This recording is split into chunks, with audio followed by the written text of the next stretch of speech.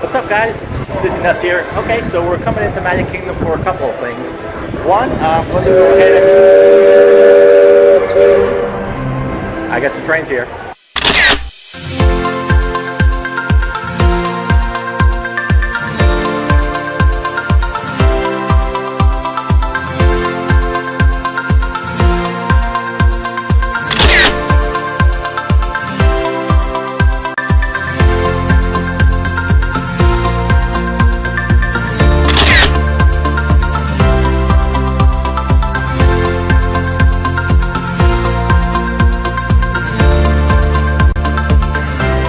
Hey, what's up, guys?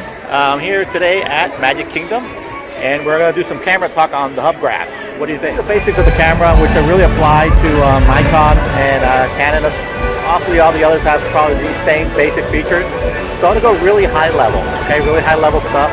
You know, what the focuses does, what type of focusing, focus points, stuff like that, okay?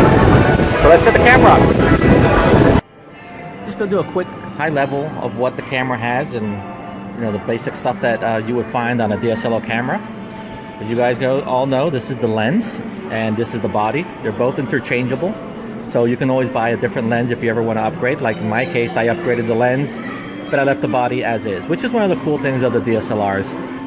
Canon can do this, Nikon can do it, Sony, and a bunch of other cameras. You just got to make sure that the camera you get has the ability to switch out the lens, and the mount for them are obviously specific for the camera that you're buying. Okay, the next thing, which is basic 101 here, is the dial here, which has all the funky settings that you could set your camera to. Some of them have it on the right side, some have it on the left. All depends on the model that you have. And the next video I will show exactly what those all those options are. The next thing you have here is what they call the horseshoe, which is actually where the flash mounts. And this is a standard connection, so it means that you can actually get different types of flashes, that the horseshoe itself, it's the same for all the cameras, okay? This camera actually has what they call it on a display on the side of the camera, which it's a nice feature, but if you got, like, for example, the Canon Rebel, you could do the same thing in the back. So it's just a nice feature to have. If I'm not mistaken, the Canon T6 offers it as well. Okay, obviously the power button, which is where it is.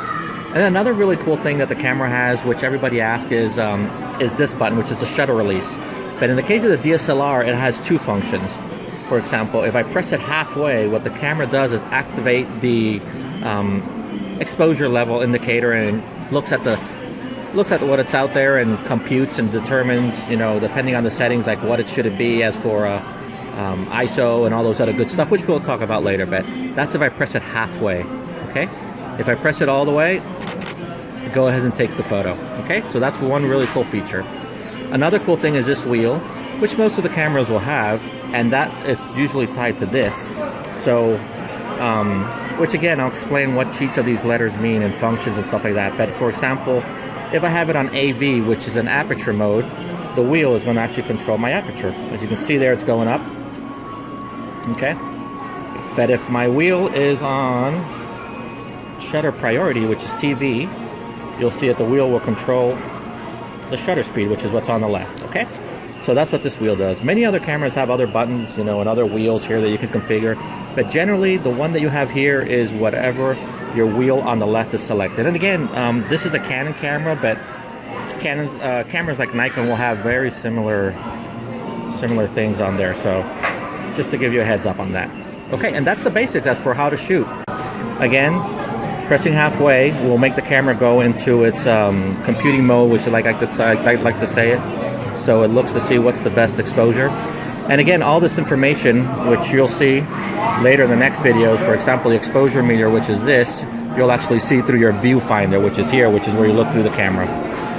Another thing is here, you have this. All the cameras usually have this little thing that if for any reason this is out of focus, you can turn this wheel, and what it'll do, it'll push the viewfinder forward and closer or farther, and that way it'll show and focus depending on your eyesight, okay?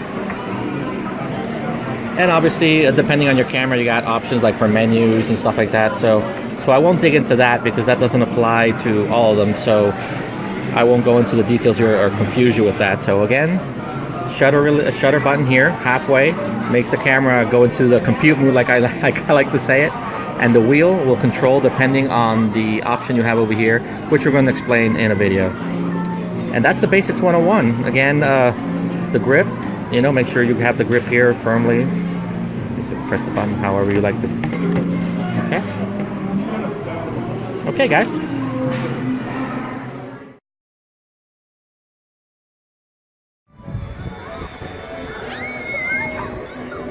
Okay, guys, thanks for joining Camera 101.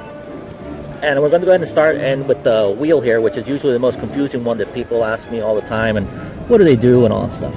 Again, we're showing this on a Canon 80D, but on the case of other cameras like Nikon, the terminology is basically the same. So when I talk about aperture priority and stuff like that, the Nikon will have an equivalent to it, okay? So let's start with the really first one here, which is the A+, and that is basically on the Canon means fully automatic. Fully automatic means it will determine everything: the ISO, focus points, f-stop. It'll even pop the flash if it needs to. Okay, if it sees that it's too dark and it needs to, you know, needs some more light, it'll pop the flash. Okay. The next one, if we roll down to the little wheel to the side, is P, and P means program mode on Canon, and that's basically very similar to automatic mode, just that we can control the focus points, but it will still take care of the aperture, f-stop, and all the other goody stuff. Okay. The next thing is TV, which actually means shutter priority. Shutter priority means that the wheel, and all the Canon cameras have this wheel, and I'm sure Nikon has it also, will control the shutter speed. And that means that if I want to do a faster shutter speed to capture the motion, or if I want to go slower, that's what this wheel will control. And the camera will do all the other two. It will do the ISO as well as the f-stop. And just like the shutter speed, we have one that's called AV, which means aperture priority, which then means that the wheel will control the aperture, and the ISO and the shutter speed will be controlled by the camera. Follow? Okay. The next one we have is manual, and manual means that it's going to be you control everything, which means by the wheel, actually by default will be the shutter speed, but you actually have to set up what is called the ISO and the f-stop. Of course, you could put the ISO as automatic, and this is fully automatic. You control everything. Okay. Many people talk about if you shoot automatic. Okay. Many people ask about if I shoot manual all the time, and my answer to that is actually no, because there's always something I let the camera decide. You know, if it's an expensive camera, it should be able to do some of the work for me. And many times I'll let the camera actually decide the ISO. So like stuff like parades and, you know, and stuff that's moving along, I'll probably shoot in shutter priority, which is TV on the Canon. And that way I say to the camera, hey, I want to shoot 200 or 1000, and then let the camera decide all the other stuff. But if I'm going to be shooting night stuff, I'll go ahead and change it to aperture priority, where I say I want to set my aperture the biggest possible. Again, I don't want to get too much into those details, at least not in this video, and I'll explain what all that stuff does in another one. But basically, that's what this wheel does. Now, this camera, as well as possibly the Nikon and some of the others, have what they call custom modes, which means that I could set some of the stuff up already, like the ISO at a certain speed and shutter, and I can actually save it into that preset. So when I want to get to those settings right away, I could just change over here to C1 or C2. Other cameras like the Rebel, the one that I had before, did not have that. So depending on your camera, you'll have those options or not. But as for default, your camera will have at least the first ones that I mentioned to you, which is full automatic, program, shutter priority, aperture priority, and manual. Those, all the cameras should have, hopefully. Now this camera, as you see, have another bunch of other stuff here on the wheel, and that is actually some features that it will somewhat dial in for us automatically. For example, this one, which is right behind the automatic, and it has the no flash sign. That's actually a no flash, which means it's full automatic, just like the A and the green, but that the flash won't pop up. Regardless of how dark it is, the flash will not pop up. Okay? And then there's other ones, like for example, like CA, which is, you know, for scenes and certain special settings, but basically it's controlling all those other things that we already know about. Okay? So that is the Canon. And I'm sure on the Nikon side, we'll probably have a bunch of stuff which is very similar. Is your exposure level indicator, and that is this down here. that you always have to try to make sure that it's right there smack in the middle, because that's telling the camera's saying that's like the perfect exposure. So let's go ahead and alter this a little bit. Let's change the exposure level. Let's bring it down, and you'll see as that meter goes taken to the right, which means that it's too bright. See how it's starting to look really bright? But if I actually go the other way, you're going to see how it's going to start to be, well, it's so bright, actually, you won't be able to see the effect. Here we go. So now you see the meter is too dark. So we bring it right to the middle, means that it's just right. This, most of the cameras have it, to be honest with you. So if you have a Nikon, I'm almost sure you have some type of indicator like this. So that's key for when doing settings on your camera, because you always want to make sure that's in the middle. And the way that I engage it, which is another thing, is with the shutter button. If I hit it halfway, you'll see how it sort of like flickers, which is where the camera goes out and, you know, does its quick peek to see if everything's okay. There we go. So there was right smack in the center. It's where we want it to be. Okay, so that's the exposure level indicator. And that is very critical. You guys know what it does, and always making sure that that's in the middle right there. Okay, there we are. Okay, hi guys, what's up? We're here at Hollywood Studios. Hi. And it looks like it's all decked out for Christmas. And we're going inside. We're going to hopefully do some videos for Camera Talk 101. Kelly's going to be holding the camera for me, but as you guys see who's going to be on the other side of the camera. And we're going to go over also to Pizzerizzo to have some pizza. So here we go. Woo!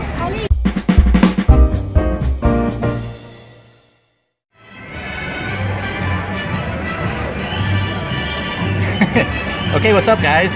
Disney Nuts here. I am at Hollywood Studios with the Tower of Terror behind us, as you can see. And we're going to talk with the Camera 101. We're actually going to talk about metering modes. As we saw in the other video, where the exposure level indicator needs to be right in the middle to get the perfect photo, how does the camera know when it's perfect exposure? Let's say if you're shooting something that has a spotlight or castle show, stuff like that. So that's where metering modes come in. And cameras like mine, the Canon, and I'm sure the Nikon has most likely the same thing, we have 4 types of metering modes. And I'm going to show them here to you on the camera. I don't know if you can get them. Okay, so let's open it up here. Okay, we got the first one, which is if you can't see it, I'll just go and explain them. Okay, the first one is evaluative metering.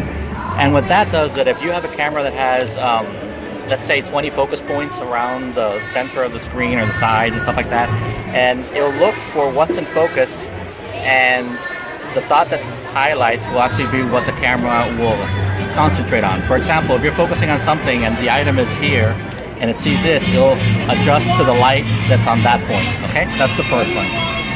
And I'll do some tests. I'll do some test shots later for you guys so you can see what exactly they do and how they affect. The second one is the partial metering, which is actually, it takes the center of the screen, which is actually like a 6% actually, a 6% of the middle of the screen, and uses that to compute the exposure that it needs to do. That's really helpful, like when you're shooting something on a dark ride where only the stuff in the middle has light. Let's say you're shooting Jack Sparrow in Pirates of the Caribbean. That's one of the modes that you can use, because Jack Sparrow will be lit, and you only want to focus on that. You don't want to focus on the whole scene, because if you try to focus on the whole scene, you'll come out all grainy and look all like, it won't look good. Okay? So the next one is spot metering. Spot metering is when you have different focus points, which will be the next one we're going to talk about. Let's say I put one dot like right in the middle, and I want to focus on one specific part of the screen. That's when the spot metering comes into effect, because I want it to focus on that one little dot, and that's usually just the 3% of the whole screen. Okay, so that's what spot metering is.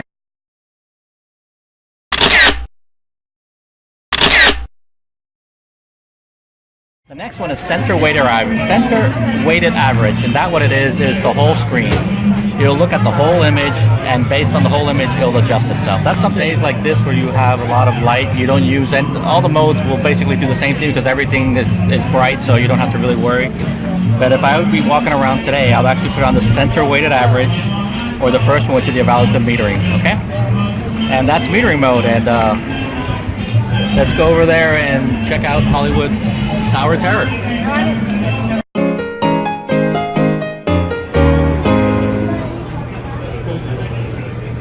Hey, what's up guys? Disney Nuts here again, and we're hanging out at the exit of Tower of Terror. And I'm going to talk about one of the last things here that we're missing on the camera was actually the focus points. And the focus points is when you have an image on your camera and you want to say, I want to focus on this, or that, or the whole thing, or let the camera decide that you want to pick certain spots, or I would say I want to make sure I'm always focusing in the middle. And that's what focus points are. And depending on the camera, you have what they call focus points. Like for example, this one has 35 focus points, and some have 9. If you got a Sony, sometimes has 45, even more. So those, depending on your camera, depending how many focus points you have available to you. Okay, so the next thing I'm going to show you are the options on the camera. You can probably see this, right, with no problem? Mm-hmm. Okay, and I'm going to show you the different types of focus points that, focus options that your camera has. In this case, we're talking about the Canon. The first one is the manual selector, which is the single point, and using the thing here, the little roller ball, I can select where on the screen the camera will use as a focusing mechanism. Okay, so I say I always want to shoot in the middle. Okay, you have also this one, which is called the zone out of focus. And again, this is options that are available to this camera. Your camera may have different types of focusing types of areas. In this case, the second one, which is the zone, I can go ahead and select the type of zone, which in this case it's the middle, to the right, top right, bottom right, middle, you know. Many times I'll use this one. The next one is this one, which is the large zoom, and you can see it'll select the middle portion of the photo, the right or the left. Okay? And the final one is this one, which is all the screen. You'll go and select, it'll look at all the focus points, and it'll say, okay, I want to use this one, and it'll use that one. So if it can focus something on the right, that's what it will use. Okay? Okay. And what you would use this for example, in parades, I would use this one, which is called the manual selector, the point focus, and I'll actually put it right in the middle. So when I'm shooting a Festival of Fantasy, for example, I'll make sure that the dot comes out right in the spot where it's where I want the thing to focus. If you got the parade coming at you, or you got a bunch of stuff happening, and I don't want the camera to try to focus on something that's on the right, a tree or something, so that's when I'll use that one. Sometimes I'll use this one also, which is the zone, okay? And that way I'm limiting the camera to only look at the middle of the screen, okay? Again, point, which is where you got one little point, is the first one. The zone, which you got 6 points, or 9, sorry. And then you got the one that's by areas.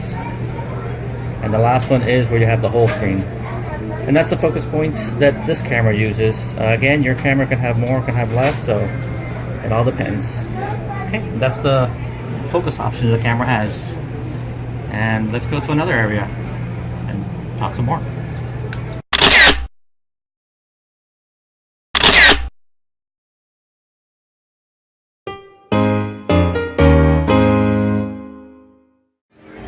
Okay guys, hope that video was very helpful for you. One thing, like a rule of thumb that I like to use, is that the metering mode usually goes hand in hand with the autofocus mode. So if you would set the spot metering, you usually spot on the focusing mechanism. That's at least what I do. Okay?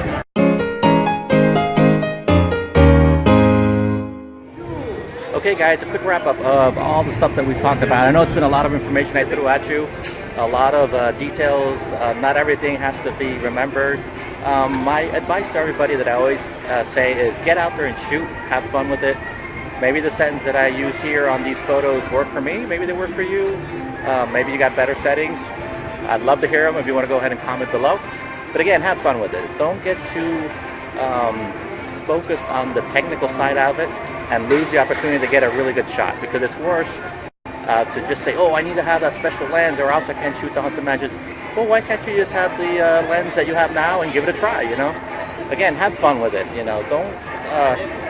Don't lose the opportunity to get a really good shot if you're focusing, oh, I have to set this, you know, setting, or somebody told me this, or I need to shoot it in manual, and then all of a sudden it comes out like crap, you know? So anyway, like I said, have fun with it, experiment, get out there, shoot. A bunch of times photos that I take won't look good at the first time. I have to get out there, try it again, and have fun with it. That's just what it's all about, okay? In the meantime, take care, guys.